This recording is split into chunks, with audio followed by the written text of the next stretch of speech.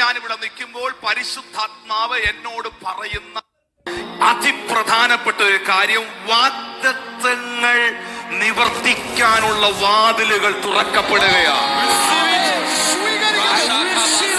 In the name of Jesus. എല്ലാവരും കൈ അടിക്കണമെന്ന് ഒരു നിർബന്ധവും ഇല്ല. വാഗ്ദത്തം ഉള്ളവർ കൃത്യമായ ടൈമിൽ യേശുവിനെ ഏതെല്ലാം സമയത്ത് ജെറുസലേമിൽ പ്രവേശിക്കാമായിരുന്നു, യേശുവിന് ഏതെല്ലാം ടൈമിൽ ഈ കഴുതയെ അഴിച്ചുകൊണ്ട് കയറി പോകായിരുന്നു. പക്ഷേ കർത്താവ് കൃത്യമായ കൂടാര പെരുന്നാൾ നടക്കുന്ന മുഴുവൻ ജനവും പട്ടണത്തിൽ വന്ന് ടെന്റ് അടിച്ച് കിടക്കുന്ന ആ ഒരു ടൈമിങ്ങിൽ യേശു കർത്താവ് കഴുതയെ അഴിക്കാൻ പറയുകയാണ്. യേശു കഴുതയെ അഴിക്കാൻ പറയുകയാണ്. ഇന്ന് പകൽ ദൈവത്തിന്റെ സമയത്ത് അഴിക്കേണ്ടതിനെ അഴിച്ച്, ദൈവത്തിന്റെ സമയത്തിൽ പൊളിക്കേണ്ടതിനെ പൊളിച്ച്, ദൈവത്തിന്റെ സമയത്ത് പൊട്ടിക്കേണ്ടതിനെ പൊട്ടിച്ച്, ദൈവത്തിന്റെ സമയത്തിൽ നിവർത്തീകരിക്കേണ്ടതിനെ നിവർത്തിക്കുന്ന ഒരു ദൈവമുണ്ട്. ഒന്നിരുന്നേ. ഞാനിവിടെ കാണുന്നത് ദൈവത്തിന്റെ കൃത്യമായ സമയമാണ്. യേശു കർത്താവ് മോനെ ആ വാക്യത്തിലേക്കൊന്ന് വരണം. ലൂക്കോസ് സുവിശേഷം നമ്മളിപ്പോ എടുത്ത ആ ഭാഗത്തിലേക്കൊന്ന് വരണം.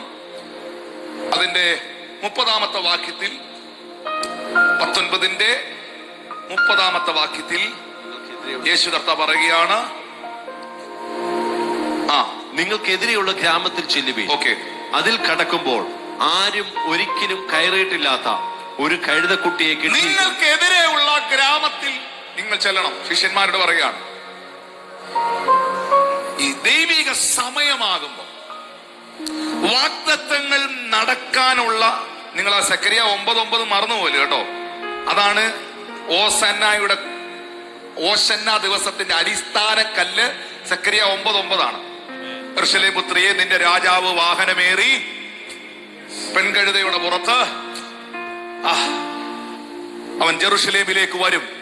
യെരൂശലേം പുത്രിയെ ആർപ്പിടുക, നീതിമാനും ജയശാലിയും താഴ്മയുള്ളവനുമായി അവൻ കഴുതപ്പുറത്ത്, പെൺകഴുത കുട്ടിയുടെ ആ കഴുതപ്പുറത്ത് കയറി, കുട്ടിയായ ചെറുകഴുതയുടെ പുറത്ത് കയറി വരുന്നു. ഇതാണ് അടിസ്ഥാനക്കൽ. ഈ വർഷങ്ങൾക്ക് മുമ്പ് സക്കറിയാവ് പ്രവചിച്ച പ്രവചനം നടപ്പിലാകേണ്ട ടൈം വന്നു.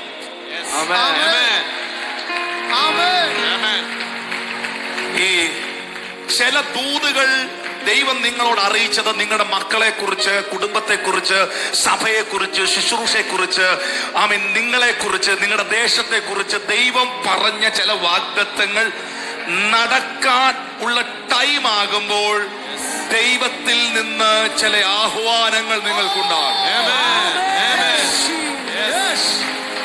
ഇത് ആ ബിസിനസ് തുടങ്ങേണ്ട സമയമാണ്.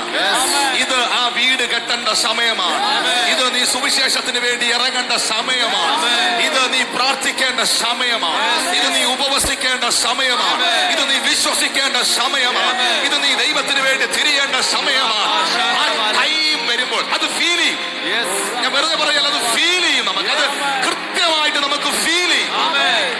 ആ ടൈം ആയപ്പോൾ ശിഷ്യന്മാരോട് യേശു പറയുകയാണ്, നിങ്ങൾ പുറപ്പെടണം, എതിരെയുള്ള ഗ്രാമത്തിൽ നിങ്ങൾ ചെല്ലണം. ആരും ഒരിക്കലും കയറിയിട്ടില്ലാത്ത ഒരു കഴുതക്കുട്ടിയെ കെട്ടിയിരിക്കുന്നത് കാണും. ആരും ഒരിക്കലും കയറിയിട്ടില്ലാത്ത കഴുത. അതെന്തിനാ?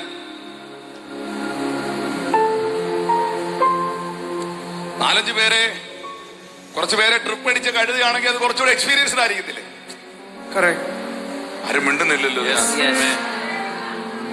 കർത്താവിന് എന്തിനാ ആരും കയറിയിട്ടില്ലാത്ത കഴുത? 2, ഒരു രാജാവ് പോകേണ്ടത് കുതിരപ്പുറത്തല്ലേ?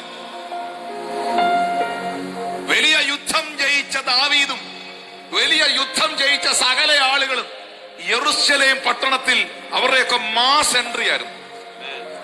ആ മാസ് എൻട്രി നിങ്ങൾക്ക് വേണേ പുറകെ ബീജി ഒക്കെ ഇടാം. ആ mass entry, are you listening me?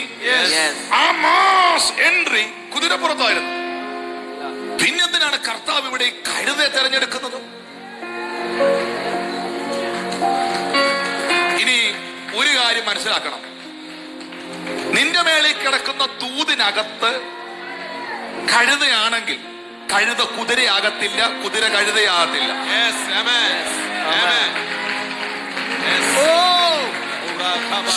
നിന്റെ അകത്ത് കിടക്കുന്ന ദൂതിനകത്ത് കഴുതയായിരിക്കും നിനക്ക് വെച്ചിട്ടുള്ളത്.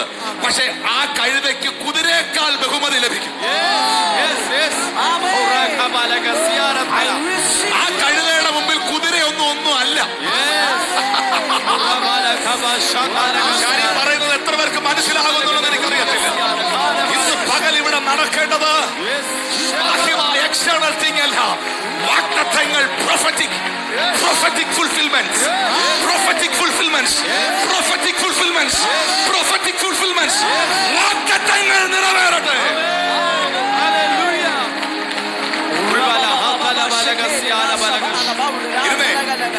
I am feeling the anointing.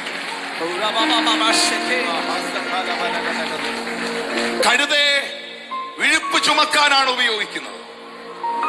കഴുതയെ അത്യാവശ്യം പെതുക്കെയൊക്കെ പോകേണ്ടടുത്തൊന്ന് യാത്ര ചെയ്യാൻ ഉപയോഗിക്കാം. പക്ഷെ കഴുതയാണ്.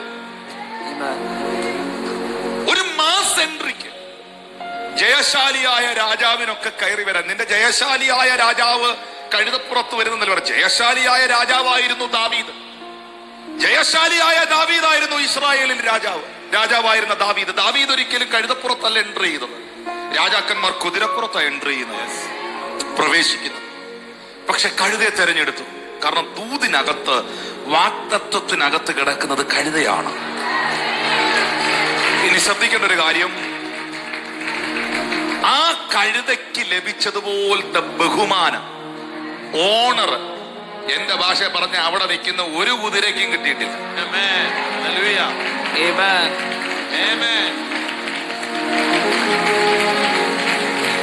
മക്കളെ, ഞാനും നീയുമൊക്കെ ഒരു കഴുതയായിരിക്കും. ഒന്നിനും കൊള്ളാത്ത കഴുത, എഴുതി തള്ളപ്പെട്ട കഴുത. ഇവിടെ കർത്താവ് ഒരു കാര്യം കാണിച്ചു തരിക. നിനക്ക് വിലയില്ലെങ്കിലും നിന്റെ അകത്ത് വന്നവന് വിലയുണ്ടെങ്കിൽ, നിനക്ക് വിലയില്ലെങ്കിലും നിന്നെ വിളിച്ചവൻ വിലപ്പെട്ടവനാണെങ്കിൽ, നിനക്ക് വില കൽപ്പിച്ചില്ലെങ്കിലും നിന്റെ മേളിൽ വന്ന അഭിഷേകത്തിന് വിലയുണ്ടെങ്കിൽ, നിനക്ക് മനുഷ്യൻ വില കൽപ്പിച്ചില്ലെങ്കിലും,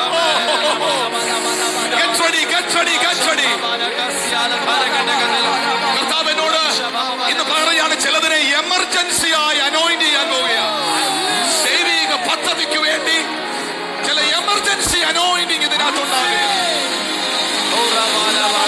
ദൈവിക പദ്ധതിക്ക് വേണ്ടി വിലപ്പെട്ടതൊന്ന് ഇന്ന് പകൽ നിന്റെ മേൽ വരികയോ, വിലയേറിയതൊന്ന് നിന്റെ അകത്ത് പ്രവേശിക്കുകയോ, വിലപ്പെട്ടതൊന്ന് ഇന്ന് പകൽ നിന്റെ മേൽ ഒഴുകുകയോ. കർത്താവ് എന്നോട് ഇന്ന് ഇങ്ങനെ ഇരുന്നേ. കർത്താവിന്റെ ആത്മാവ് എന്നോട് ഇങ്ങനെ പറയുന്നു, പരിശുദ്ധാത്മാവിനെ ഇങ്ങനെ അറിയിക്കുന്നു. നിങ്ങൾ എത്ര വിശ്വസിക്കുന്ന എനിക്കറിയത്തില്ല. ന്യൂ ഇയറിന്റെ ദിവസം പറഞ്ഞ വാക്കുകൾ ഒരെണ്ണം വള്ളി പുള്ളി വിടാൻ നടന്നുകൊണ്ടിരിക്കുക.